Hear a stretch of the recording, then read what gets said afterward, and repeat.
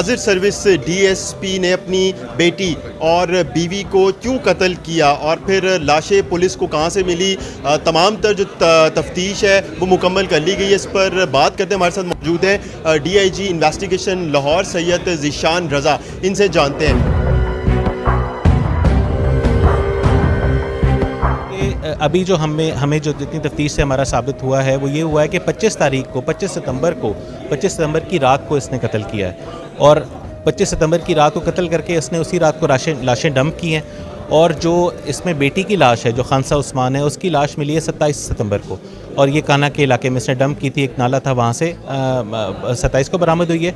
और जो बीवी की लाश है ये 5 अक्टूबर को बरामद हुई है। ये नाले से नहीं, ये काला शकाकू में एक डिच थी, एक खाई थी, उसके अंदर इसने डंप की थी, वहाँ से बरामद हुई है। जी अच्छा, ये बताइएगा कि मारा किस तरह, कत्ल किस तरह किया, वेपन क्या यूज़ हुआ और फिर घर में कत्ल किया था या फिर कहीं बाहर कत्ल किया गया? जी, कत्ल अभी तक की तफ्तीश के मुताबिक इसने गाड़ी में ही किया, गाड़ी में ही दोनों को मारा। रिंग रोड के ऊपर, ये एयरपोर्ट के करीब, ये एक प्राइवेट निजी होटल से खाना खा के निकले थे, वहाँ से ये रिंग रोड के ऊपर थे एयरपोर्ट के करीब, वहाँ पर इसने कत्ल किया।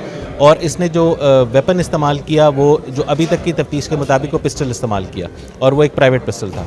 तो ये बताएं कि उन्होंने जिस तरह कहा कि मेरी बेटी और बीवी जो है वो अगवा हो गए, कुछ पता नहीं चल पा रहा, लापता हैं, और दूसरी जानिब जो मकतूल है उनकी बहन पहले दिन से कहती रही कि कत्ल किया गया और कत्ल में जो है ये डीएसपी उस्मान हैदर मुलव्वस है। तो आप लोगों को फिर किस तरह पता चला कि डीएसपी ने ही कत्ल किया था?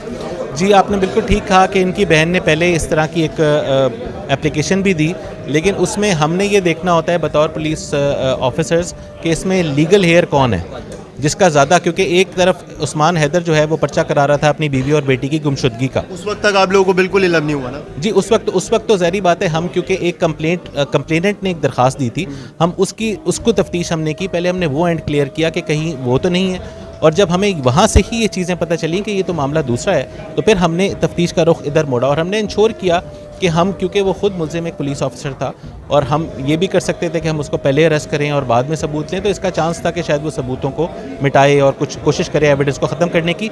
हमने इंश्योर किया कि पहले हमारे पास इतनी इररिफ्यूटेबल एविडेंस आ जाए कि जब हम उसको गिरफ्तार करें तो उसके बयान की भी इवन कोई वैल्यू। ये बताइए, अब तफ्तीश शुरू कहाँ से